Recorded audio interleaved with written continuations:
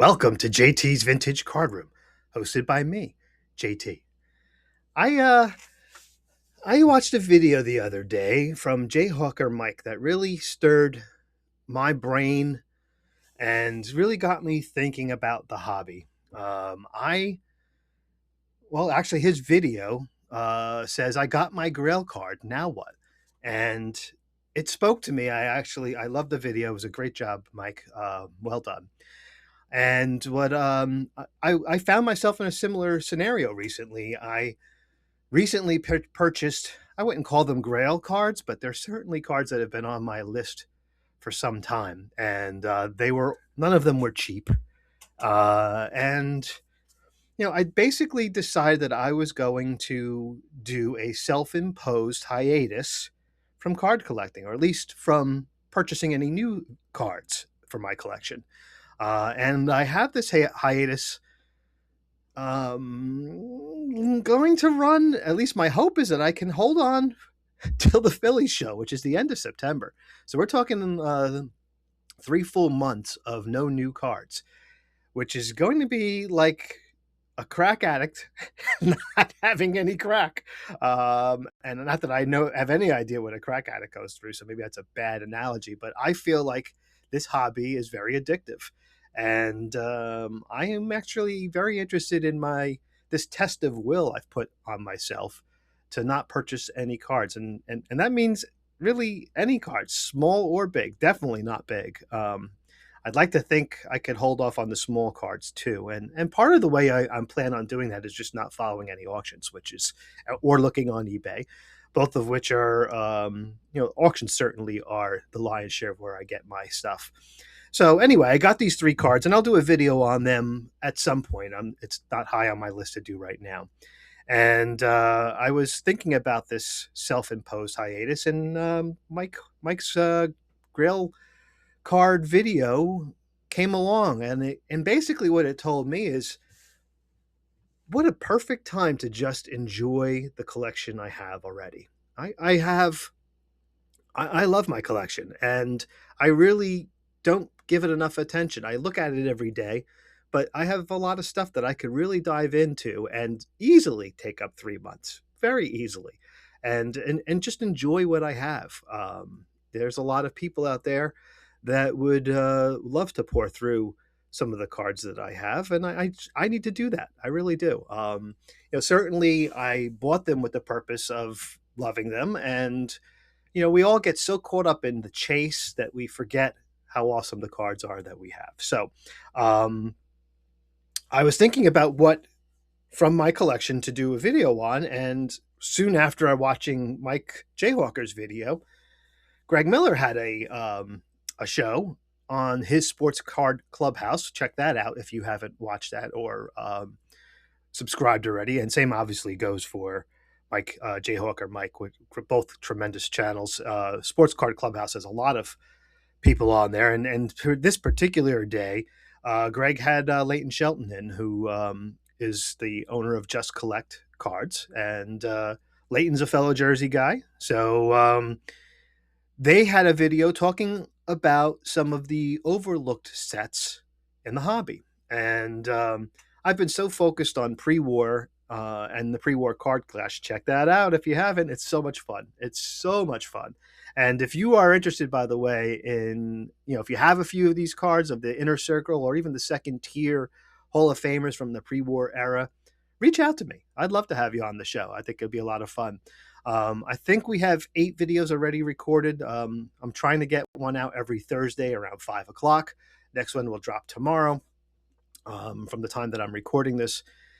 So check it out. It's a lot of fun. The videos are long. I get it. And it's hard to commit an hour. And I don't expect you to commit an hour to watching my shenanigans or the people that are on. But it is fun. So if you can put the time aside, or even speed it up at 2 times or 1.5, you'll have a blast. It's a lot of fun. Anyway, back to my set that I wanted to discuss. And I'm going back to the golden age of cardboard, the 50s. Thank you for that, Mike, baseball collector. And the set I want to talk about, which was one of the ones that Leighton had mentioned, is the 52 Red Man set. which is really tremendous cards. They really are. There's 52 total, and there is the way the set is described is there are 25 of the best players of that era, so presumably 1950 or 51, um, each from the equally the same amount from the National League and the American League, with a manager from each. So I'm going to show all those cards. I have the set, and I love it, and I want to talk about it. They measure 3.5 by 4. I believe that's the measurement with the tab. They come with tabs that you could have sent back, and got a glove. I think it was. I think it was a glove. Um, yeah, I should read it. It's been a while. Anyway, maybe as I'm showing the card, I'll read it. And anyway, so there's 2 managers and 25 players, each from the American League and the National League. These cards were sealed and attached to the Red Man tobacco. I believe they're chewing tobacco Red Man. And, therefore, finding them in great shape is not entirely easy. They basically were attached to the outside of the bag of chewing tobacco. So, and they do have some awesome full color images. And on those images, or inside of the image, there is a white. Hell, I'll just show it to you. Here's Leo DeRocher. I mean, what an amazing color into this, and wonderfully fits with the background of the New York Giants uniform. DeRocher, of course, being the manager at the time. There is his name at the top in the white with some statistics and a bio, which is just spectacular. The backs are equally nice. And I guess at some point I could, as I'm going through these, I'll try to see what the giveaway was. But you get the idea. They're just tremendous cards. If you could probably guess who the AL guy was, of course, it's the Yankees manager, Casey Stengel. And also a wonderful, wonderful looking card. It's a baseball cap, not a glove. So with the insignia of any major league team that you choose. So, and then let's go through these cards. I'm gonna go through quickly. I don't want this to be a terribly long video. Pre-war card clash is long enough. Thank you for those people that stick around and watch all of that. This set has 52 cards, but 40% of them, 40% are Hall of Famers. I just showed Richie Ashburn. That's certainly one. The 2 managers are both Hall of Famers. This guy, Larry Lawrence Berra, certainly is a Hall of Famer and an all-time great catcher. I'm a sucker for purple cards, as if you watch my channel, you know, so I was very happy to get that. Ewell Blackwell, the Whip, I believe was his nickname. Gil Cohn. Gil Cohn, for me, his 52 Bowman card is the best looking Bowman card for 1952. And that's how I remember Gil Cohn more than anything else. Cliff Chambers. I think his Bowman card had like a white telephone antennas or holders of wires in the back of his card. I don't know why that sticks in my head. The Professor, Dom DiMaggio, Murray Dixon. Just really great images. Here's a nice one of Larry Doby, Hall of Famer. All the ones I have in this set are with the tab. That's something I wanted to have. I will never probably, I should say never, right? But I have no intention of getting these graded. I did get the big 3 graded, which I'll save for last. Here's Granny Hamner. Another Hall of Famer, Bob Feller. Jim Hearn. These cards, for the most part, I'd say are like VG, VGX. Some may be a little bit nicer, some a little bit less. Nellie Fox, Hall of Famer. Another Hall of Famer, Monty Irvin. The blue background with the dark New York Giant cap is just spectacular, in my opinion. Next, we have Johnny Groth, Larry Jansen,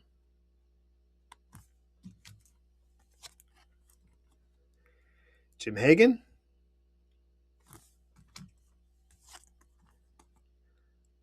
Willie Jones. Was his nickname Available? I want to say his nickname was Available, which I think is just classic for a reliever. The best ability is availability. Was that Bill Parcells? Boy, I'm just got all kinds of comments today.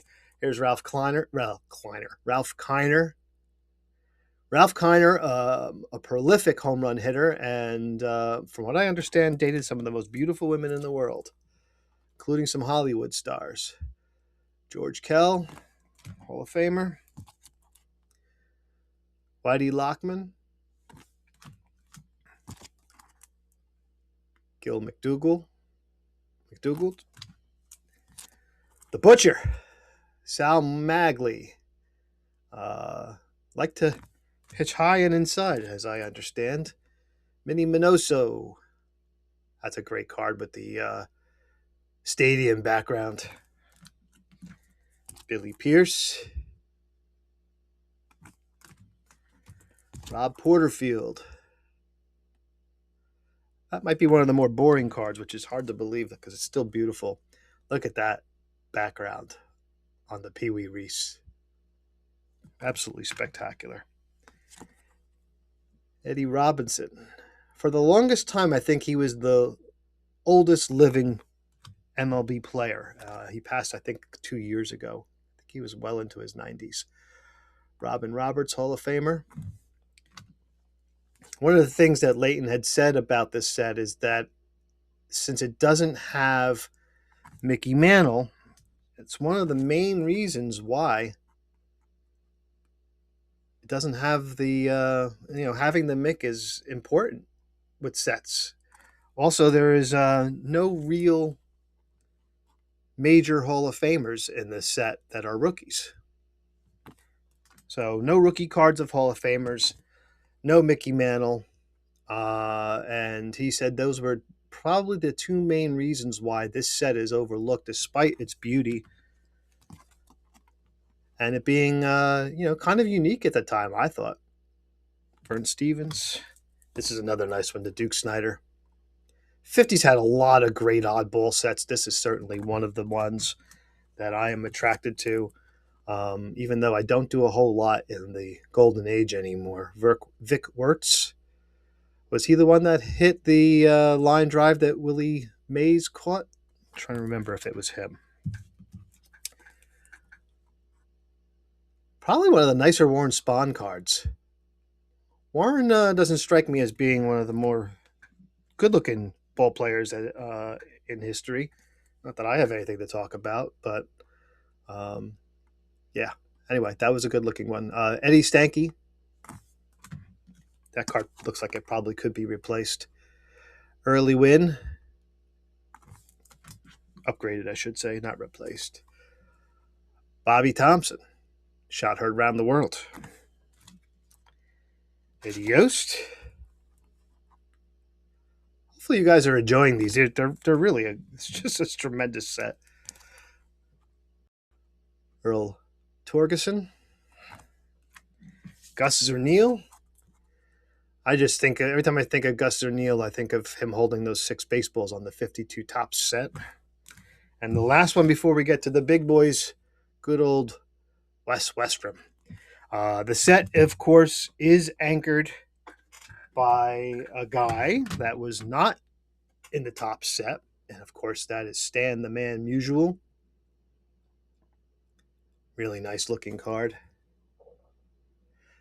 Graders they're tough on everything now, but graders have always been tough on this set. I'm not really entirely sure. So Stan the Man certainly helps. And there's another guy that was not in the 52 Topps set, but was in the Red Man, and that is Teddy Williams. The Splendid Splinter. Another nice looking card. The green looks really good. And it looks like Fenway Park green, like the Green Monster green, isn't it? And then my favorite card in the set, also because he's one of my favorite ball players of all time, is the Willie Mays. This is obviously a second-year card of Willie. Doesn't have or get the press that the 52 Tops gets, or the 51 Bowman for that matter. But this is just a beautiful card. So yeah, that's the Red Man set. I hope you enjoyed it. Short and sweet, I hope. At least that's what I was hoping when I started this video. And just remember, we're just trading paper for cardboard. Do it responsibly, but we're just trading paper for cardboard. I hope you guys have a great day.